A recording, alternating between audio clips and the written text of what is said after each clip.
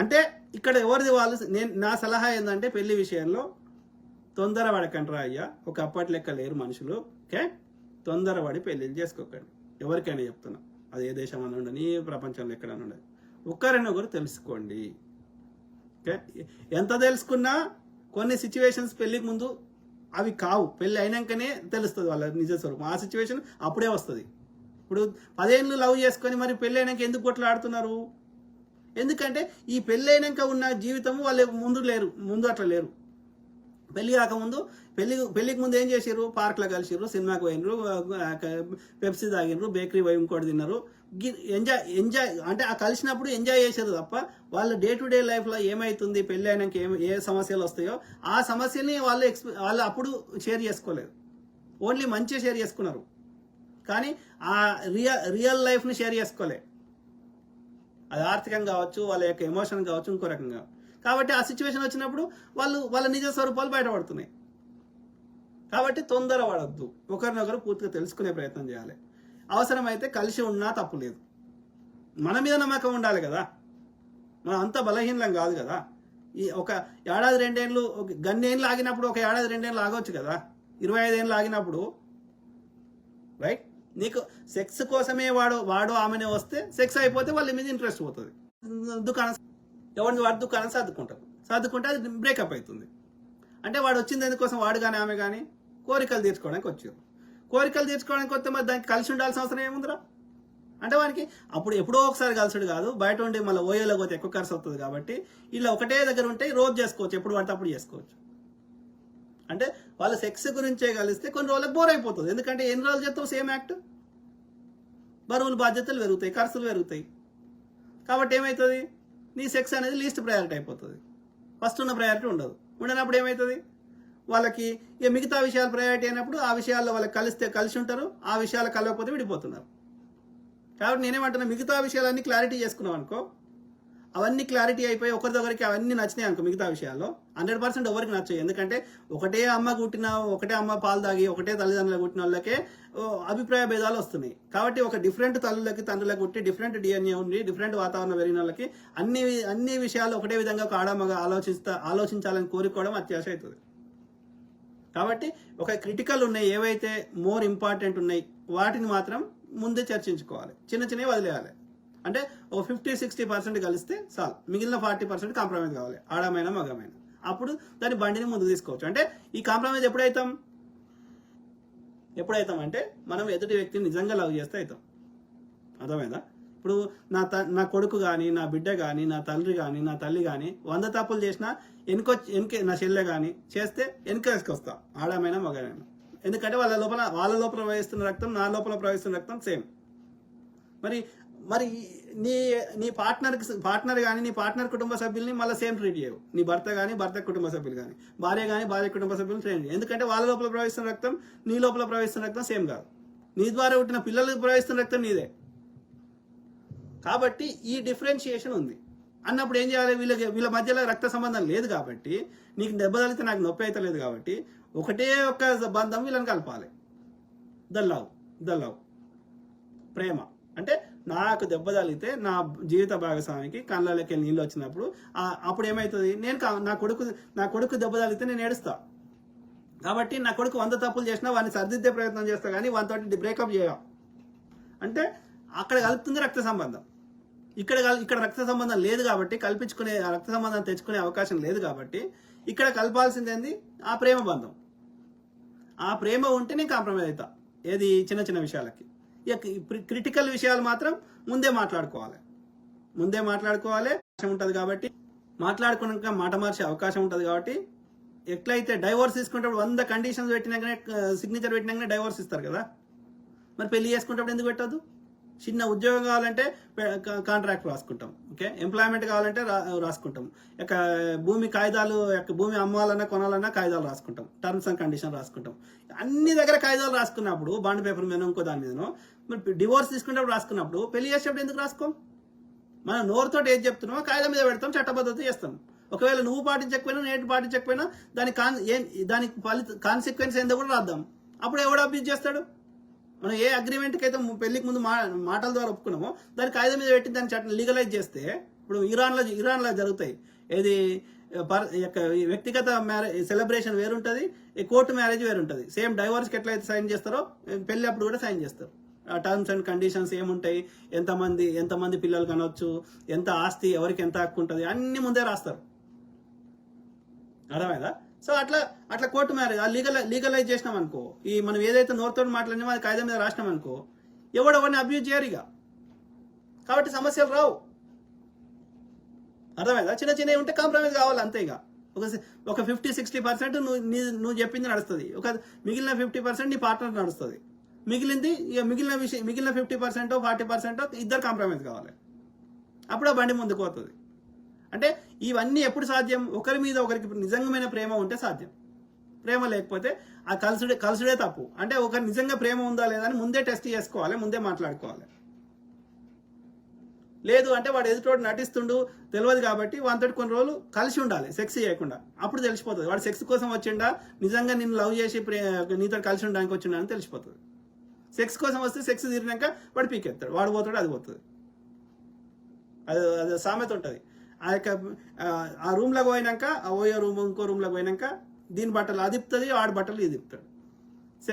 పని అయిపోయినాక దీని బట్టలు ఇది వేసుకోవాలి, వాని బట్టలు ఆడేసుకోవాలి, మళ్ళీ వాడు దొడగడు, ఎందుకంటే పని అయిపోయింది కదా. సో అట్లా అది బ్రదర్. సో అయితే ఏమంటున్నా, కొన్ని జెన్యూన్ ఉంటాయి, కొన్ని సమస్యలు జెన్యూన్గా ఉంటాయి. ఎందుకంటే అమ్మాయికి పెళ్ళైనాక ఈమె పెరిగిన వాతావరణానికి ఈమె కరెక్ట్ అనిపిస్తుంది, ఈమె చేసి చెప్పిందే కరెక్ట్ అనిపిస్తుంది, ఆ అబ్బాయికి ఆయన చెప్పిందే కరెక్ట్ అనిపిస్తుంది. అట్లాంటి జెన్యూన్ కాన్ఫ్లిక్ట్ వచ్చినప్పుడు వాళ్ళు కొట్లాడుకునే బదులు, నేను చెప్పిందని వాళ్ళని ఆర్గ్యుమెంట్ చేసుకునే బదులు, అది 1-2 సార్లు చెప్పి చూసినాము, అది వర్కౌట్ అయితే లేదు, అది యుద్ధమయ్యే వాతావరణంకి వచ్చింది అన్నప్పుడు ఏం చేయాలంటే best option go to counsellor, marriage counsellor. పోయి నీ సమస్య ఏందో నువ్వు చెప్పుకో, ఆమె సమస్య ఏందో ఆమె చెప్పుకుంటుంది. ఇది వాళ్ళు చదువుకున్నారు, అదే చదివారు కాబట్టి 3 ఏళ్ళు 5 ఏళ్ళు గిట్లా ఉన్నది సమాజంలో. గిట్లాంటి సిచ్యువేషన్లో గాలి గిట్లా చేసారు, మేమైతే గిట్లా రికమెండ్ చేస్తామని ఇద్దరికి చెప్తారు. నువ్వు గిట్లా చేయమ్మా అని చెప్తారు. వాళ్ళు చెప్పింది పాటించి వర్కౌట్ అయితే ముందుకు పోరు. అది ఎప్పుడు సాధ్యం? ఒకరి మీద ఒకరికి ప్రేమ ఉంది కానీ అభిప్రాయ భేదాలు వస్తున్నాయి, ఆలోచన విధానంలో కలుస్తలేదు, కానీ ఒకరి మీద ఒకరంటే ఇష్టం ఉంది. అట్లాంటప్పుడు మ్యారేజ్ కౌన్సిలర్ పోయి ఆ సమస్యకి ఏదైనా మధ్య మార్గం వెతకండి. ఒకరి మీద ఒకరికి పూర్తిగా ప్రేమ చచ్చిపోయింది, నేను చెప్పిందే కరెక్టు, ఇద్దరు బెండ్ కావడానికి దగ్గర లేరు అంటే కొట్టుక సచ్చే బదులు ఆ కొట్టుక వాతావరణంలో మనం ప్రశాంతంగా లేక పోలీసులు, కేసులు, మళ్ళీ యుద్ధాలు, వెనకాల కుట్రలు, సంపుకునుడు, ఇవి కాకుండా యుద్ధ వాతావరణం పిల్లలు పెంచుడు, ఇదంతా తలకాయ నొప్పులు. కుట్రలు చేసే బదులు వెనకాల ఉండి వాడిని బాయ్ ఫ్రెండ్ని తీసుకొచ్చి వానితో చంపించుడు, ఇదంతా చేసే బదులు చక్కగా నువ్వు పెళ్ళైనాక ఇద్దరు ఏం సంపాదించిన సరిసగం చేసుకొని, పొరగాను కొన్ని రోజులు నీ దగ్గర ఉంటారు, కొన్ని నా దగ్గర ఉంటారని చేసుకొని ఆ డివోర్స్ తీసుకొని ఇద్దరు ప్రశాంతంగా బతకండి, ప్రశాంత వాతావరణం పొరగాలను పెంచండి. ఏమవుతుంది? నేను 30 ఏళ్ళు ఒంటరిగా ఉన్నప్పుడు ఇంకా రెస్ట్ ఆఫ్ ద లైఫ్ అవసరమైతే ఒంటరిగా ఉంటే తప్పేమవుతుంది కదా? ఉన్నదానికంటే ఒంటరిగా ఉండే కంటే మంచిగా బతుకుతా అని చేసుకున్నప్పుడు, అది వర్కౌట్ కానప్పుడు మళ్ళీ ఒంటరిగా బతుకుతా, ఏమో తప్పేముంది? ఇలా చెప్పులు కొనుక్కున్నాం, బట్టలు కొనుక్కున్నాం, అది నాకు ఫిట్ అయితే అని తెచ్చుకున్నా, స్టోర్లో వేసుకొని చూస్తే ఫిట్ అయినట్టు అనిపించింది, ఉతికినాక అది ఫిట్ అయితే లేవు, ఏం చేస్తా నేను? వాపస్ ఇయ్యా? బట్ట తప్ప, చెప్పు తప్ప? అరే నువ్వు చూసినావు కదా రాడా, చూసినా మరి ఆడ పట్టినాయి, వీడికి వచ్చినాక పడతలేవు, ఏం చేయాలి నేను? సింపుల్. నా సైజు పట్టకపోతే నేను వాపస్ ఇచ్చి నా సైజు తెచ్చుకుంటా. 6 సైజు పడుతుందని తెచ్చుకున్నా, 6 సైజు పట్టలేదు, నాకు 7 సైజు సెట్ అవుతుంది, 7 సైజు అని తెలిసింది, ఏం చెప్తా? 6 సైజు ఇచ్చేసి 7 సైజు తెచ్చుకుంటా. 6 సైజు అని తప్పు ఉందా? ఆ చిన్న సైజు నా తప్పు ఉందా అంటే తప్పు లేదు, అది నాకు ఫిట్ అయితే లేదు, అది నా సైజు కాదు అంతే. 6 సైజు తప్పు కాదు, నా సైజ్ 7. ఎగ్జాంపుల్ చెప్తున్నా ముచ్చట కోసం అర్థం కావాలని. సో నా సైజ్ తెచ్చుకుంటా అంటే నేను ఏం చెప్తున్నా అంటే, ఇప్పుడు ఇద్దరు ఆడామె దొంగ ఉంది, మొగాయన దొంగ ఉన్నాడు, ఇద్దరు దొంగలు పెళ్లి చేసుకున్నారు అనుకో, వాళ్ళు ఎప్పుడు కొట్లాడుకోరిగా, ఇద్దరు కలిసి ఎట్లా దొంగతనం చేయాలని ఆలోచిస్తారు. ఇద్దరు క్రిమినల్స్, వాళ్ళిద్దరు క్రిమినల్ మైండ్ ఉంది అనుకో, వాళ్ళు మంచిగా ఇద్దరు దొంగతనం చేసుకుని బతికేస్తారు హాయిగా, అయిపోయింది కదా, సమస్య పోయింది కదా. నేను మంచిగా నుండి ఆమె దొంగతనం ఉంది అనుకో, రోజు కొట్టుకెళ్తాం, ఆమె దొంగతనం చేయండి, ఆమె లంచం తీసుకోమంటుంది, వీడేమో లంచం తీసుకోని అంటారు, రోజు కొట్లాడవుతుంది. ఏమో లంచం తీసుకుంటూనే చేసుకున్నది అనుకో, ఏది కొట్లాడవుతుంది అంటే. నేను ఎగ్జాంపుల్ ఎందుకు చెప్తున్నా అంటే, ఇద్దరి ఆలోచనలు ముందే అన్నిట్లలో మాట్లాడుకొని ఉంటే, ఒక అగ్రిమెంట్కి వచ్చి ఉంటే ఈ సమస్య రాదు అంటున్నా. కాబట్టి ఒకరిదొకరు తెలుసుకొని చేసుకోవాలి. ఒకవేళ తెలుసుకోకుండా చేసుకున్నా, లేకపోతే ఈ సిచ్యువేషన్ రాలేదు కాబట్టి తెలియకపోయినా, అప్పుడు నిజంగా జెన్యున్ కాన్ఫ్లిక్ట్ ఉంటే, ఒకరి మీద ఒకరి ప్రేమ ఉంది కానీ జెన్యున్ కాన్ఫ్లిక్ట్ ఉంటే కౌన్సిలర్కో కౌన్సిలర్ అంటే ఎందుకంటే పెద్ద మనిషి చేసేవాళ్ళు, కౌన్సిలర్ దగ్గర పోయి సమస్యను పరిష్కరించుకో. వాడు మధ్య మార్గం చెప్తాడు, నీకు అనుకూలంగా చెప్పాడు, నీకు అనుకూలంగా చెప్పాడు, ఇద్దరు కాంప్రమైజ్ కావాలని చెప్తాడు, అది పాటించు. అది కూడా శాత కాదు, నేను అట్లా కూడా బెండ్ కాను అంటే ఒకరి మీద ఒకరి ప్రేమ చచ్చిపోతే పూర్తిగా చక్కగా విడిపోండి, ఏం తప్పుగా విడిపోయి ప్రశాంతంగా బతుకుర్రి. ప్రశాంత వాతావరణం పొరగాలను పెంచి వాళ్ళని ఒక ప్రయోజకులను చేయర్రి. ఇక వాడు ఎట్లా ఉంటాడు ఏందనేది వాని అదృష్టం. సింపుల్. మన దేశంలో ఏం దరిద్రం ఉందంటే, ఈ బాపనోడు పెట్టింది విడాకులు తీసుకోవడం తప్పు అని ఉంది. వెనకాల కుట్రలు చేయాలి, చంపుకోవాలి, పొడుచుకోవాలి, రోజు కొట్టుకున్నా కానీ బెడ్ సుఖం లేకున్నా, ఇంకో సుఖం లేకున్నా కానీ అట్లనే కలిసి ఉండాలి అని చెప్తాడు. నేనే తప్పు అంటున్నా. ఉన్న జీవితమేరా, ఏ రోజు వస్తామో తెలియదు కాబట్టి ఉన్న రోజులు మంచిగా బతికే ప్రయత్నం చేయాలరా, ఏం తప్పు కాదు అని చెప్తున్నా. మ్యారేజ్ చేసుకోకుండా కలిసి ఉంటే తప్పు కాదు, నచ్చకపోతే విడిపోయినా తప్పు కాదు. ఎవడు చెప్పిండు? ఆ ప్రేమ ఉంటే వాడు నువ్వు విడిపోరా అంటే కూడా విడిపోడు. ప్రేమ చచ్చిపోయినప్పుడే విడిపోతారు. సెక్స్ కోసం మాత్రమే వాడు కలిస్తే సెక్స్ అయిపోగానే అది బోర్ కొడుతుంది. ఎన్ని రోజులు ఉంటుంది? కొన్ని రోజులు అయితే బోర్ కొడుతుంది. సో కొడితే వాడు వదిలేసిపోతారు. కాబట్టి వాడు సెక్స్ కోసం వచ్చిండా, నిజంగా నీ మీద ప్రేమతో వచ్చిండా అనేది ఆడైనా మగైనా గ్రహించాలి. ఒకరి మీద మనసులో ఉంటే ఇంకొంతోటి సెక్స్ చేయరు, ఆడమైనా మగైనా. వాళ్ళ లోపల ఆ ప్రేమ లేనప్పుడే చేస్తారు. అంటే ప్రేమ కోసమేమో, ఆ సుఖం కోసమేమో ఒకటి కావాలి, డే టు డే ఖర్చుల కోసం ఇంకోటి కావాలని అర్థం. సింపుల్. మెచ్యూరిటీ ఉన్నోళ్ళు చేయరు. మెచ్యూరిటీ అంటే కూడా ప్రేమ. ఇప్పుడు కాదు, మా అన్ననో తమ్మునో ఇంకో పొడిచిరాపోరా అని కొడుకుని సంపిరాపోరా అంటే ఎవడని చంపుతాడా? ఎందుకంటే వాడిని ప్రేమిస్తున్నాడు కాబట్టి వీడు చేయడు. సింపుల్. ఆడమో కూడా ఒకరి మీద ఒకరి ప్రేమ ఉంటే, ప్రేమ చచ్చిపోయినప్పుడే నమ్మక ద్రోహాలు జరుగుతాయి, వెనకాల కుట్రలు జరుగుతాయి. దేవరాజు లింగంపల్లి ఆయన ఏమంటున్నారు? సాది మిత్రులరా, చాలాసేపు చెప్పినట్టు 2 గంటలు అయిందా నాకు తెలియదు. సో 4 గంటలు అయిందా నాకు తెలియదు. కంటిన్యూస్గా అది టాపిక్ వచ్చినా కొద్దిగా చెప్తున్నా. సో తప్పకుండా ప్రతి అంశం మీద అవగాహన చేస్తా, అట్లనే మీ తరఫున వాయిస్ ఇస్తా. ఓకే, అందరం బాగుండాలి, అందులో మనం ఉండాలి. ప్లస్ మనందరికీ విషయ పరిజ్ఞానం వస్తే మనము సంతోషంగా బతుకుతాము. దాంతోపాటు మనకు తెలిసిన ఆ విషయము నలుగురికి చెప్తాము, వేరే వాళ్ళు కూడా మంచిగా ఉండే ప్రయత్నం చేస్తారు. అట్లనే ఆ మనం నిరంతరం ప్రశ్నిస్తే, వాళ్ళ ప్రజలను చైతన్యం చేస్తే, ఆడు తినేటోడు 100 రూపాయలు దోసుకుంటాడు, 10 రూపాయలు తక్కువ దోసుకుంటాడు. ఆ 10 రూపాయలు మనకి ఏమైనా ఖర్చు పెట్టే అవకాశం ఉంటుంది. కాబట్టి ఇప్పుడు నేను చచ్చిపోయినా కానీ తర్వాత అయినా సరే ఇది ముచ్చట అర్థమైతే వాళ్ళ పిల్లలు చెప్పుకుంటే, అట్లా అంటే చైతన్యం అంటే అట్లా వస్తుందని, నేను అలా నా గొప్పతనం ఏం లేదు కానీ. సో అట్లా మార్పు తీసుకురావచ్చు. మనందరం, నేను ఒక్కనే కొట్లాడలేను కాబట్టి అందరు చైతన్యం చేస్తే అందరం కొట్లాడితే అదేమైనా మార్పు తీసుకురావచ్చు.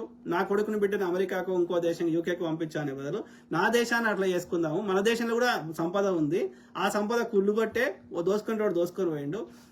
అయినా కానీ మనకు చాలా సంపద ఉంది ఇప్పటికి కూడా. కానీ మన దేశంలో వచ్చిన దరిద్రం ఏంటంటే, వాళ్ళు కొంతమంది దుర్మార్గులు ఎక్స్ప్లాయిట్ చేస్తున్నారు. విద్య కానీ, బేసిక్ ఫెసిలిటీస్ కానీ, సంపద కానీ అందరికి చెందకుండా వాళ్ళు ఒక్కడే అనుభవిస్తున్నాడు. ఇది కరెక్ట్ కాదు. కాబట్టి మనము వాళ్ళని, ఆ దుర్మార్గుల్ని కొట్లాడి ప్రశ్నించి మన దేశాన్ని కూడా ఆ దేశం పంపించే బదులు ఆ దేశం లెక్క మనం చేసుకుందాం. ఒకప్పుడు మన దేశం మంచిగా ఉందనే వాళ్ళు అందరూ వచ్చారు. మనం పోలే యూకేకి, ఫ్రెంచోడు, పోర్చుగీసోడు, డచ్చోడు, ఇంకోడు, గజని, గోరి, వాళ్ళు మన దేశానికి వచ్చారు. మనం పోలే ఆఫ్ఘనిస్తాన్కి, మనం పోలే ఇరాన్కి, మనం పోలే యూకేకి, మనం పోలే అమెరికాకి వాని బతకడా, అది వానికి దోసుకోవడానికి కానీ ఇంకోదానికి కానీ. అంటే వానికంటే మంచిగుంటేనే వస్తారు కదా మన దేశానికి. 27% ప్రపంచంలో ఉన్న ఇన్ని దేశాల్లోకి అందరి దగ్గర ఉన్న సంపదలో 1/3 సంపద భారతదేశంలో ఉండే. అది కన్ను కొట్టి ఎత్తుకోవడానికి వచ్చారు. ఇండస్ సివిలైజేషన్, ఎంత బెస్ట్ రోడ్లు ఉన్నాయి ఆ రోజులలో. ఇవన్నీ వాళ్ళ దేశాలు లేకుండే. వాళ్ళు ట్రైబ్స్గా, బార్బేరియన్స్గా బతికిర్రు వాళ్ళు. అంటే మన దేశాన్ని సంకనాకిచ్చి పోయారు. 27% ప్రపంచంలో ఉన్న జీడిపిని వాడు పోయేటప్పుడు, బ్రిటిష్ వాడు పోయేటప్పుడు తినడానికి తిండి లేక, కట్టుకోవడానికి బట్టలేక, కరువులు కాటకాలు వచ్చేసి లక్షల మంది చచ్చిపోయారు. ఒక బేసిక్ ఫెసిలిటీస్ లేక, ఒక డ్రైనేజ్ సిస్టమ్ లేక, అంటురోగాలు వచ్చి లక్షల మంది చచ్చిపోయారు, కోట్ల మంది చచ్చిపోయారు. ఒక ప్లేగు, ఒక మశూచి, ఒక కలరా, ఇట్లా రకరకాలుగా వచ్చింది. కాబట్టి దాన్ని అప్పుడు కూడా వాళ్ళు ఉన్నప్పుడు కూడా మళ్ళీ ఈ ఆర్య బనియాలు, ఆర్య బ్రాహ్మణులు బాగానే ఉన్నారు. అంటే దేశ సంపద అంతా ఈ గాడి కొడుకులు దాచుకొని వానితోటి సోపత్ చేసి వాడు వీడి కలిసి నాశనం చేసారు మనందరినీ. కాబట్టి ఇప్పటికైనా మనం చైతన్యం చేసి మన దేశంలో ఉన్న సంపదని ఇక్కడికి తీసుకొని వచ్చి ఆర్య బనియాల ఆ బ్రాహ్మణుల దగ్గర దాచుకున్న సంపదను అదాని దగ్గర ఉన్నది, ఆ యొక్క కేరళ పద్మనాభ స్వామి గుడిలో ఉన్నది, అన్ని తీసి మనందరికి పంచుకుందాం. అప్పుడు మనందరి బతుకులు బాగుపడతాయి.